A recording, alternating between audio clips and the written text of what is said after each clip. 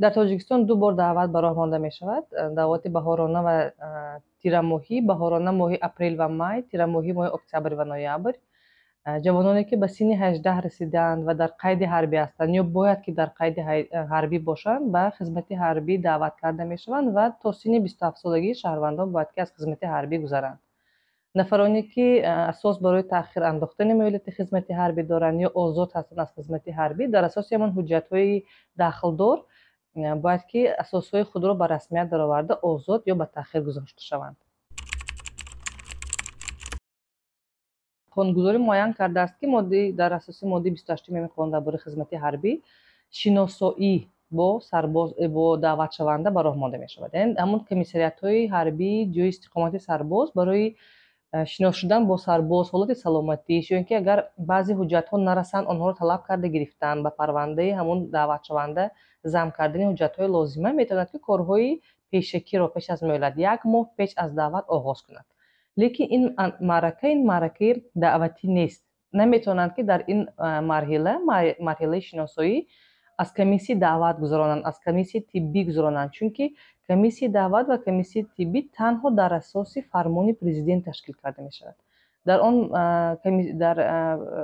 военкоматҳо, дар комиссиятҳои ҳарбие ки ин маъракаҳоро пештар оғоз мекунанд, онҳо аллакай ғайриқонунӣ кор карда истоданд ва ҳамин қарорҳое ки комиссия қабул кардааст ягон оқибати қонунӣ надоранд.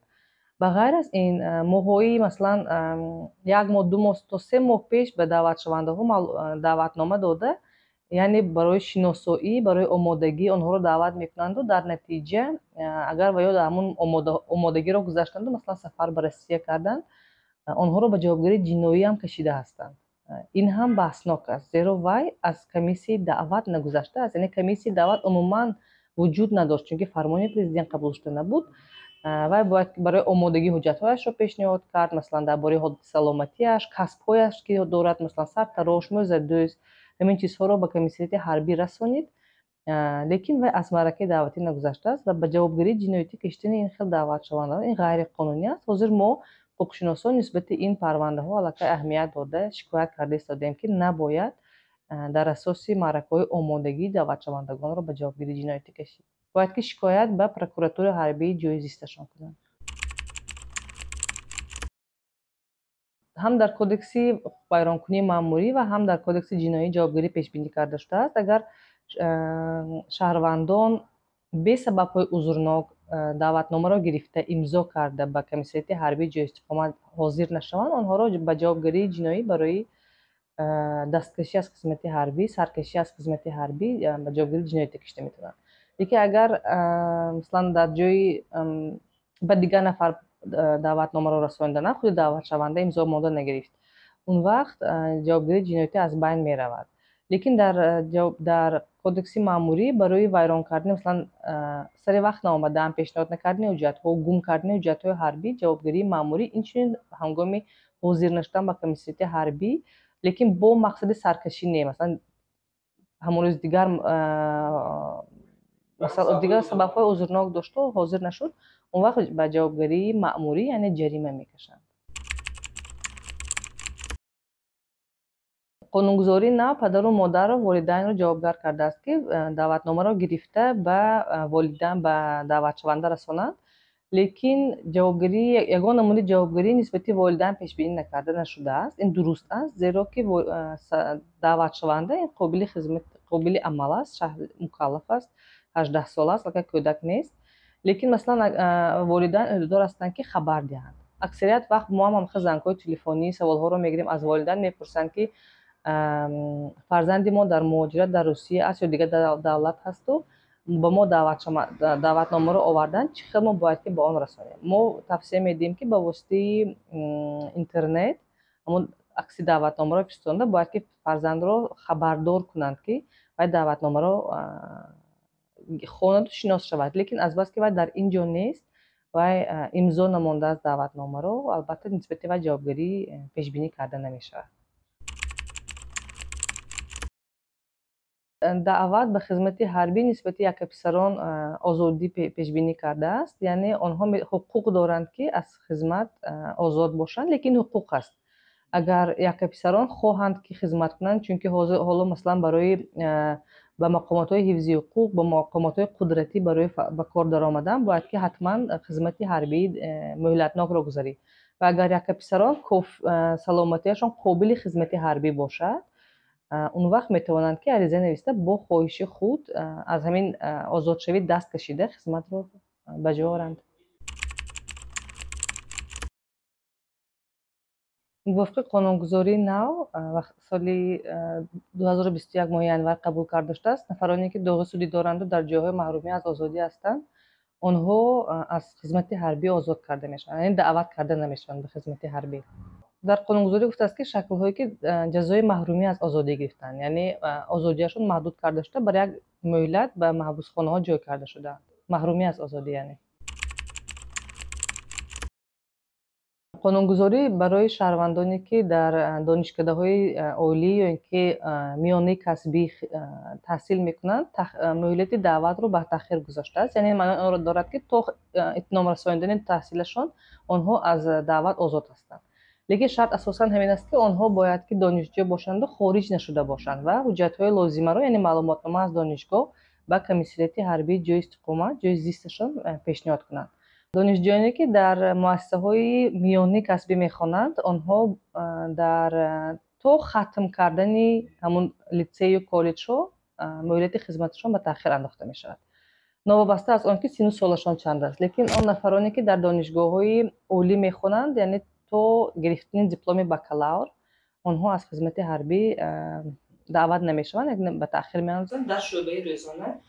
лекин қонунгузории нав нисбати магистрҳо, номзадҳо аллакай ин мисли пештара озодшавиро ба таъхир андозиро пешбинӣ накардааст. Яъне бояд ки баъди бакалавриат вақте ки дипломи худро мегиранд ба хизмат даъват мешаванд, агар дигар асосҳои озодшавию ба таъхир андохтанро дошта бошанд. Маслан агар яке писар набошанд, саломатишон кофӣ бошад, ё соҳиби 2 фарзанд набошанд, яъне дигар асосҳоям ҳастанд. он вақт рафти хизмат карда дипломҳоро гирифта пас бояд ки дар магистратура таҳсил кунад. нафароне ки дар кафедраи ҳарбӣ хонданд, онҳо то аз хизмати ҳарбӣ барнагаштанд, то хизмати ҳарбӣ ҳамин муҳлатнокро хатм накунанд ва ё рутбаи афсарии худро намегиранд, рутбаи ҳарбиро намегиранд. барои ҳамин бояд ки ба асоси гирифтани диплом, шаҳодатномаи хатм хизмат карда баъд соҳиби рутба мешаванд. инҷо бояд як чиза ман қайд кунам. агар бисёри вақт донишҷӯёнро ба созиш меоянд бо комиссариятҳои ҳарбӣ ки онҳо пеш аз муҳлат имтиҳонҳоро супорида ба хизмат рафта баъд омада дипломҳояшонро мегиранд, яъне моҳи май то тамом шудани даъвати баҳорона. лекин дар ин вақт бояд ки як чи аҳамият дод, бояд ки аввал фармони хориҷ шудан аз донишгоҳ қабул шавад, яъне вай хатм кард, фармон қабул шуд, пас бояд ки рафта ба хизмати ҳарбӣ ворид шавад. Чунки агар то қабул шудани фармон дар бораи хориҷ шудан аз донишгоҳ, яъне хатм кардани донишгоҳ ва ба хизмати ҳарбӣ равад, аллакай 2 сол хизмат мекунад. ва давом додани ё испордани имтиҳонҳоро дар муассисаҳои таълимии шаҳрвандӣ, яъне ғайриҳарбӣ, вақти дар хизмат буданаш надорад. бисёри одамон фикр мекунанд ки ман рафта хизматро оғоз мекунам, баъд аз қисми ҳарбӣ ҷавоб гирифта омада имтиҳонҳоямро месупорам. Масалан ё ки заочне дар шӯъбаи шабона мехонам. сарбозон ин ҳуқуқро надоранд. онҳо наметавонанд ки агар сарбоз шуданд, наметавонанд ки дар муассисаҳои таълимии шаҳрвандӣ таҳсил кунанд. барои ҳамин ҳатман бояд аввал имтиҳонҳоро супорид, фармонро дар бораи хориҷ шудан гирифт ва баъд ба хизмати ҳарбӣ рафт. он вақт хизмат 1 сол мешавад.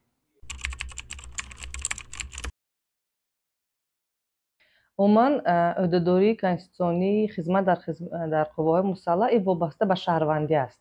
агар шаҳрвандони мо душаҳрвандӣ дошта бошанд, ин якум шарт. дуюм шарт, агар онҳо ҷойи доимии истиқоматашон Русия бошад, танҳо дар он вақт метавонанд ки дар қувваҳои мусаллаҳи Русия хизмат кунанд. агар ва ё душаҳрвандӣ дошта бошанд, ҷойи ба қайдгирӣ ё ки ҷойи доимии истиқомат Тоҷикистон бошад, дар асоси қонунгузории Тоҷикистон ба хизмати ҳарбӣ даъват мешаванд. ҳозир дар мувофиқи қонунгузории нави Русия, тағйироту иловаҳо то синни даъват то 30 дар Русия дароз карда шудааст ва ин маънои онро дорад ки агар шаҳрвандони мо душаҳрвандӣ дошта бошанду доимӣ дар Русия хизмат кунанд, зиндагӣ кунанд, метавонанд ки то синни 30 солагӣ онҳоро даъват кунанд. байни Тоҷикистон ва Русия созишномаи дутарафа аст аз соли 1995. Ин созишнома инчунин муносибатҳои хизмати ҳарбиро ҳам ба танзим медарорад. Шаҳрвандони Тоҷикистон агар дар Тоҷикистон хизмат карда бошанд ё ин ки дар Русия хизмат карда бошанд, ҳарду давлат ин хизматро эътироф мекунад ва дар оянда озод мекунад. Яъне як шаҳрванд танҳо як маротиба дар яке аз кишварҳо ё Тоҷикистон ё Русия хизмат мекунад.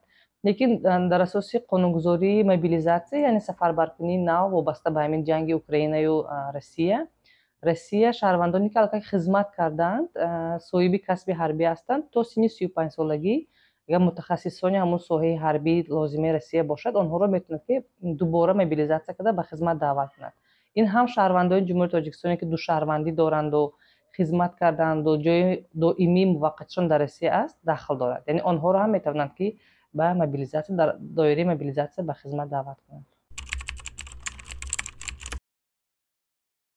ҳозир дар шабакаи интернет ҳам наварҳо паҳн шуда истоданд ки муҳоҷирони меҳнатӣ мегӯянд ки онҳоро бо ҳар роҳ, бо фиреб, бо зархаридӣ ба ҳамин қувваҳои мусаллаҳ ба ҷанг ҷалб карда истодаанд.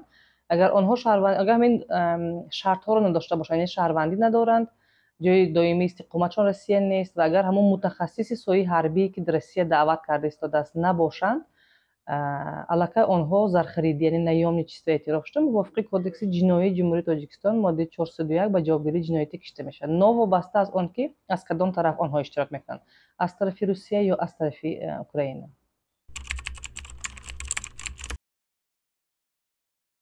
умуман мақомоти асосӣ ки назорат аз болои қонунгузорӣ дар қисмҳои ҳарбӣ мекунанд, ин прокуратураи ҳарбӣ аст. Дар ҳамаи қисмҳои ҳарбӣ ки маслан мо ташриф овардем, аз шароити зиндагӣ хабардор ҳастем, дар он ҷо рақамҳои телефони прокуратураи ҳарбӣ, вазорати мудофиа, қӯшунҳое ки дар он қисми ҳарбӣ дахл дорад, навишта шудаанд. аз фурсат истифода бурда, аз ҳамун рӯзҳои шанбе, якшанбе вақте ки сарбозон дастрасӣ ба телефонҳои мобилӣ доранд, албатта бояд ки ба ҳамин мақомотҳо телефон карда, агар вайронкунӣ бошад, агар шикоят кард. Ба ғайр аз ин метавонанд ки ба ваколатдор оид ба ҳуқуқи инсон, чунки дар ваколатдор ба ҳуқуқи инсон як шахси мутасадди оиди гирифтани шикоятҳо аз тарафи хизматчиёни ҳарбӣ пешбинӣ карда шудааст. Ба воситаи волидайн ё худашон мустақил метавонанд ки ба ин мақомот муроҷиат кунанд. Аз ҷумла ташкилоти мо хатти доғ дорем ва ҳама вақт барои сарбозон, даъватшавандагон ёрии ҳуқуқӣ ройгон ба воситаи телефонҳо, ба воситаи шабакаҳои интернетӣ мерасонем ва метавонанд ки ба мо занг зананд ва рақамҳои мо 93 333 17 03, 93 333 18 03.